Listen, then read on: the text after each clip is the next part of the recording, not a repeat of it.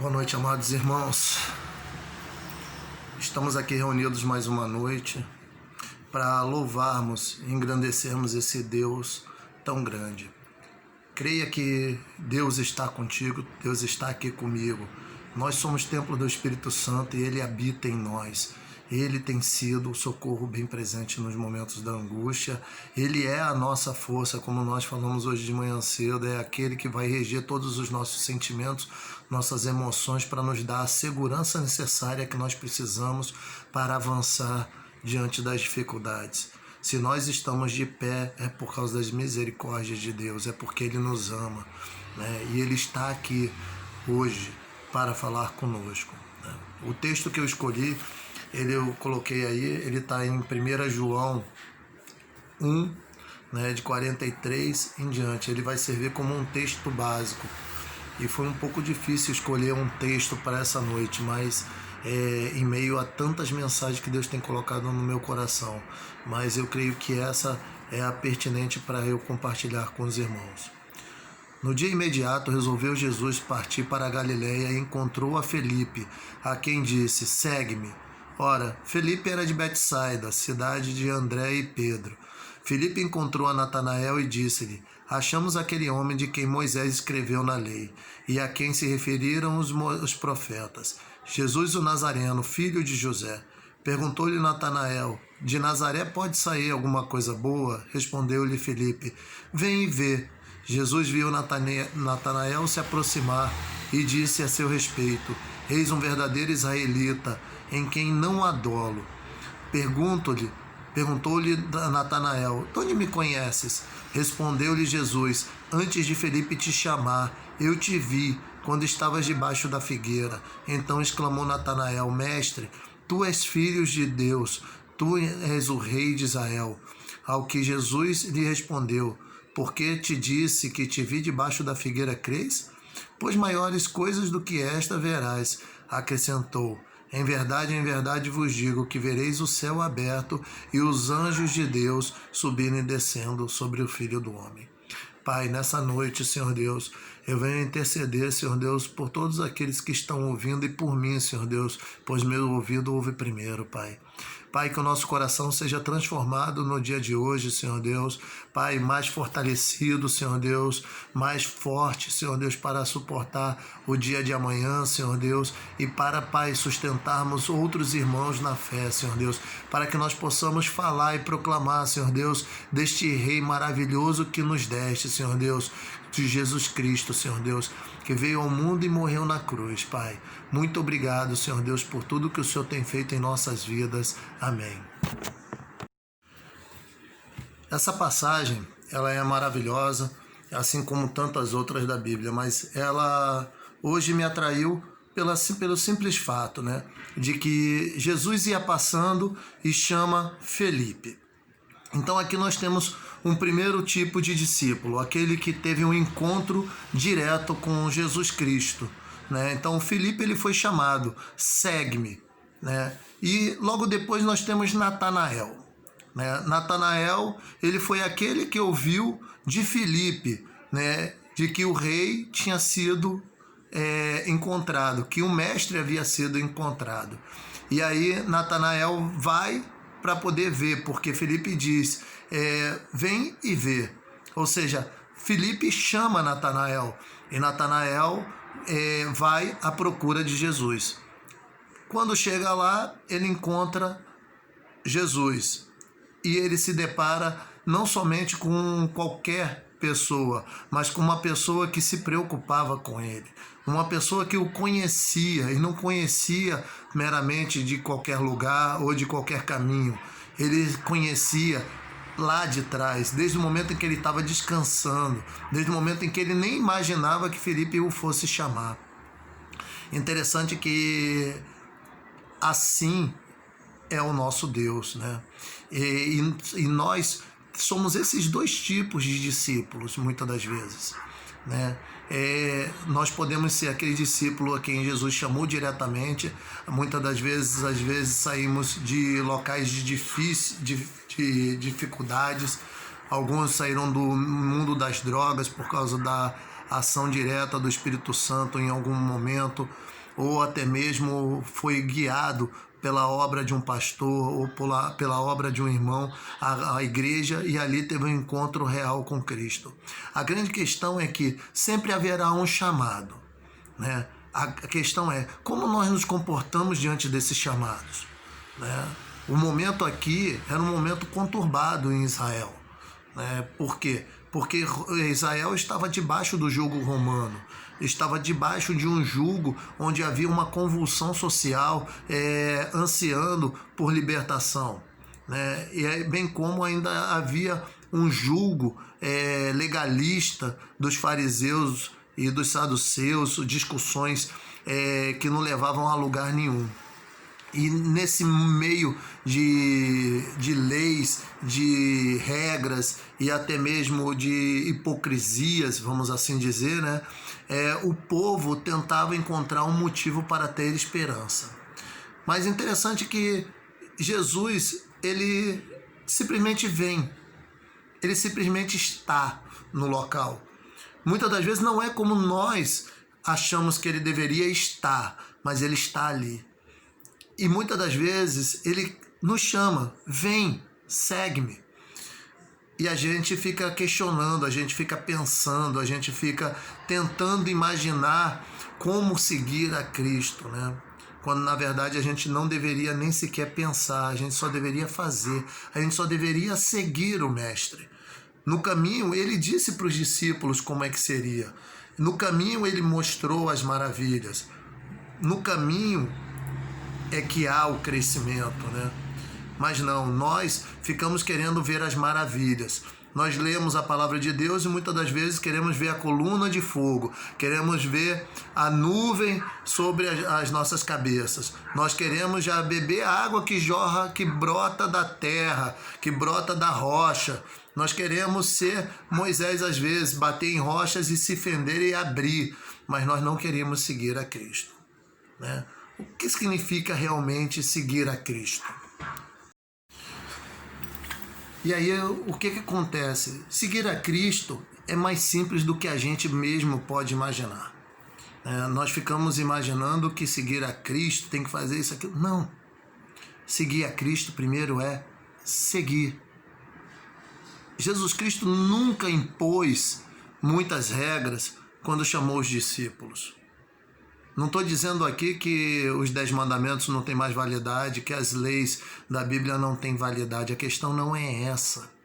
A questão é que tudo isso só faz sentido se eu conhecer esse Deus maravilhoso. Se eu entender, como disse na música, que Ele está aqui.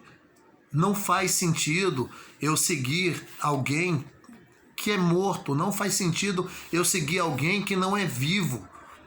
Não faz sentido. Então, primeiro, nós temos que conhecer esse Deus vivo. Nós precisamos entender o amor de Deus, nós precisamos entender quem é Deus na sua essência. Nós temos que entender que Jesus Cristo, ele realmente andou aqui como um homem e morreu para nos perdoar dos nossos pecados. Mas nós, às vezes, estamos tão doentes, tão preocupados conosco mesmo, que não vamos entender isso. Então, primeiramente, para ser um discípulo de Cristo, eu tenho que somente segui-lo. Eu tenho que senti-lo. Eu tenho que sentir que ele me abraça. Eu tenho que sentir que ele cuida de mim a cada minuto, a cada segundo. Eu tenho que ter essa certeza dentro do meu coração. Eu tenho que crer que ele perdoou o meu pecado lá na cruz. Eu tenho que acreditar que ele me salvou da morte e me deu a vida eterna. Eu tenho que acreditar que ele tem um amor maior por mim. Eu tenho que colocá-lo em primeiro lugar em minha vida. A partir daí, começa a fazer sentido esse Deus maravilhoso, porque é nesse caminho que ele me mostra quem ele é, o poder que ele tem. Mas eu tenho que segui-lo. Segui-lo quer dizer deixar as coisas para trás. Regras? Não tem regras. Não se consegue andar com Cristo olhando para trás. Então eu só tenho que segui-lo. Segui-lo é simples. Segui-lo é não ficar preso a regras, mas estar preso a uma vida de oração. Eu tenho que falar com Ele toda manhã. Não é, eu tenho que deixar agora de fumar, eu tenho que deixar agora de beber. Não. Inicialmente você tem que falar com Deus e deixar Deus falar contigo, comigo. Porque ninguém larga essas coisas se não for o Espírito Santo de Deus agindo nas nossas vidas. Porque vício é algo que prende, que aprisiona. E muitas vezes o prisioneiro ele não tem poder por si só para se libertar. Ele precisa de alguém poderoso para libertá-lo. E é o único que pode nos libertar de todo o mal, de todo o vício, de toda a droga, de toda a maldição, de todo o mal que rege este mundo, é somente. E com essa passagem, Jesus nos mostra que nós não devemos nos preocupar. Sabe por quê? Porque Ele nos conhece. A gente é que fica botando empecilhos para andar com Cristo. A gente é que fica arrumando desculpas para não fazermos, às vezes, aquilo que Cristo nos chama a fazer. Né? Por quê? Ele nos conhece. Aqui está escrito, né? Ele viu Natanael debaixo daquela figueira. Ele estava lá. Ele viu.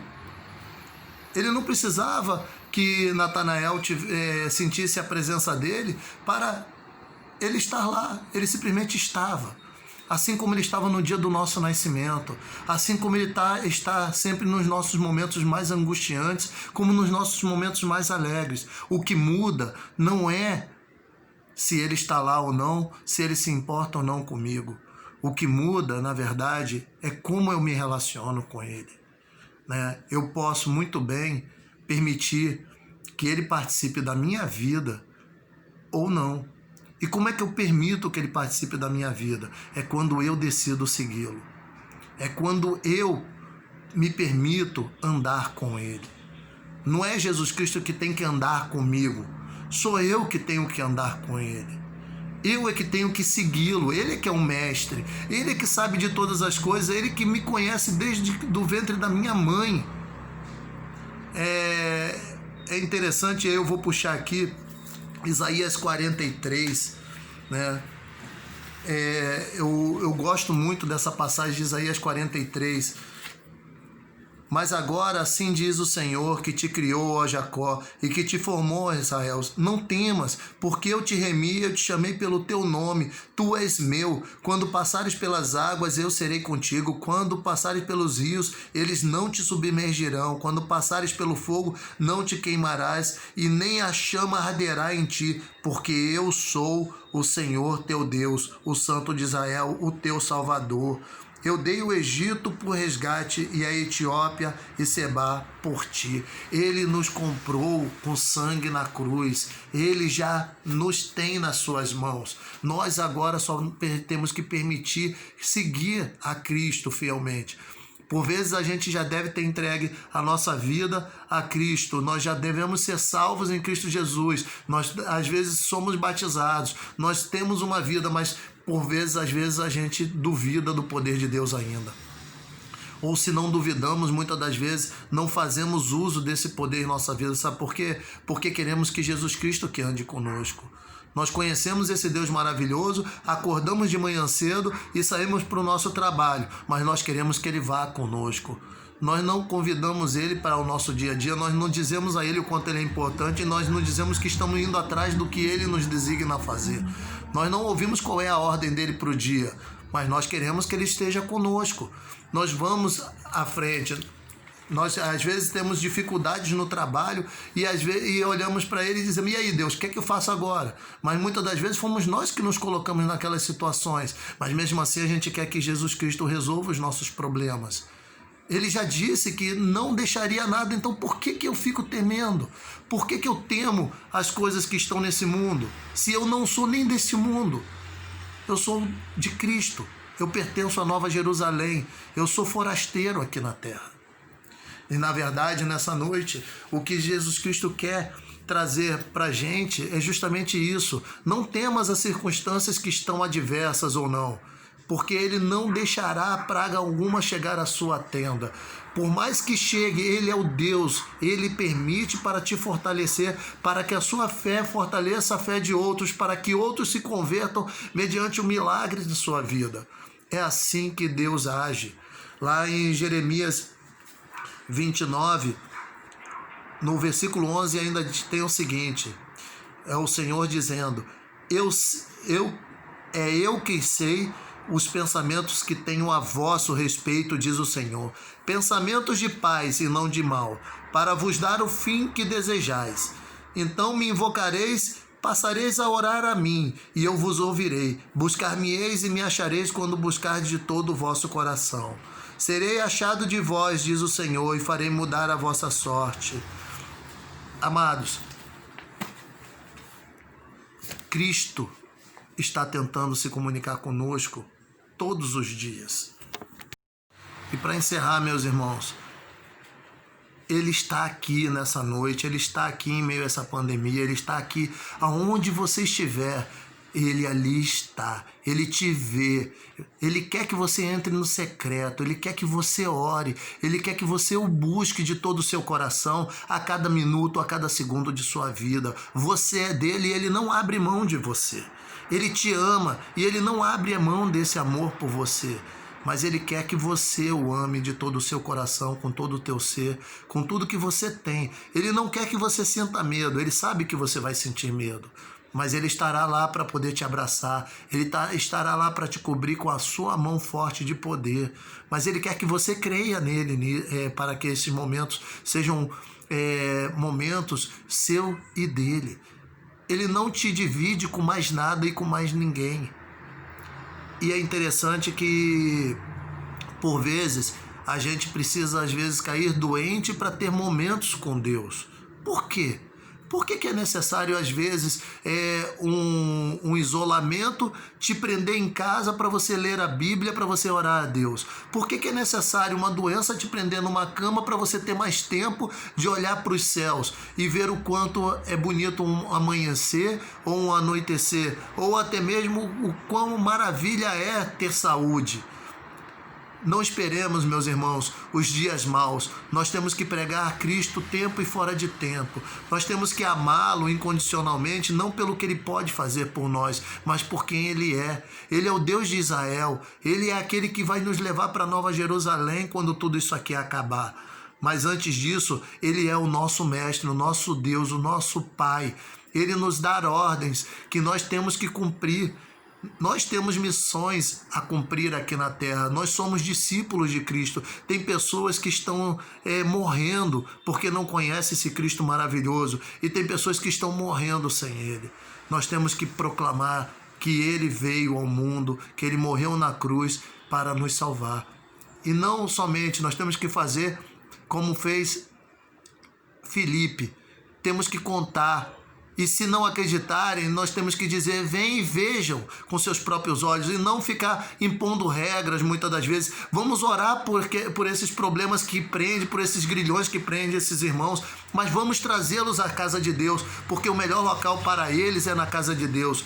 O melhor local para o drogado é na casa de Deus. O melhor local para o bêbado é na casa de Deus. O melhor local para o homossexual é na casa de Deus, porque é ali onde o milagre vai acontecer. É ali onde ele vai ouvir do amor de Cristo. É ali onde ele vai ouvir o poder desse Deus maravilhoso. E é ali onde nós vamos invocar o nome de Cristo e essas pessoas serão libertas. É assim que nós devemos viver a nossa vida. Nesse mundo de pandemias, temos que resgatar aqueles que estão com medo.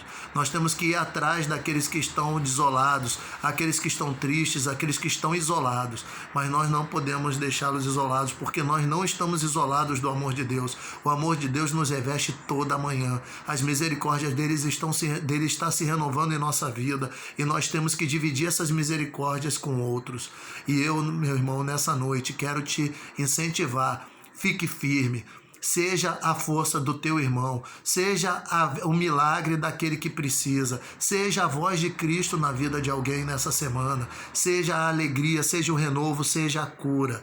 Tenha fé, tenha força, Você pode muito, porque você não pode sozinho, porque você é fraco por si só, mas Cristo é a tua força e fortaleza. E se você achar-se incapaz, lembre-se que não é você que fará a obra, é o Espírito Santo de Deus que habita em você.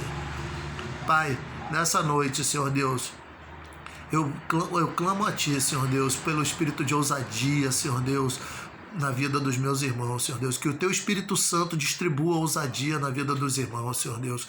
Pai, que a Sua igreja revolucione, Senhor Deus, ramos, Senhor Deus, revolucione, Senhor Deus, os seus trabalhos, Senhor Deus, revolucione, Pai, os seus familiares, Senhor Deus, nessa semana, Senhor Deus. Pai, eu decreto, Senhor Deus, no Teu santo nome, Senhor Deus, porque o Senhor é poderoso, Pai, para fazer muito mais, Senhor Deus. O Senhor nos chamou, Senhor Deus, para sairmos, Senhor Deus,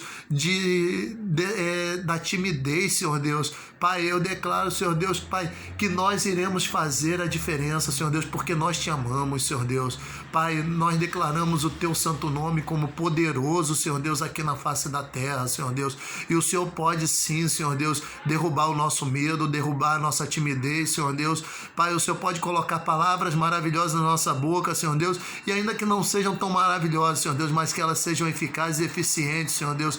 Pai, que elas se cumpram, Senhor Deus, o Seu propósito na vida das pessoas, Pai, que nos cercam, meu Deus. Muito obrigado, Senhor Deus, por essa noite, Senhor Deus. Muito obrigado pela vida dos irmãos, Senhor Deus. Obrigado por ser o nosso Deus Todo-Poderoso, Senhor Deus, que tem misericórdia, Senhor Deus, sobre a vida de todos, Pai. Pai, venho pedir, Pai, por essa pandemia, Senhor Deus. Cura, Senhor Deus. Retira esse vírus, Senhor Deus. Pai, que a vacina seja logo, Pai, descoberta, Senhor Deus, e muitos sejam salvos, Senhor Deus, mas que em tudo isso o Teu poder seja reconhecido na face da terra, Pai. É o que eu Te peço e agradeço em nome do Teu Filho amado, Jesus Cristo. Amém.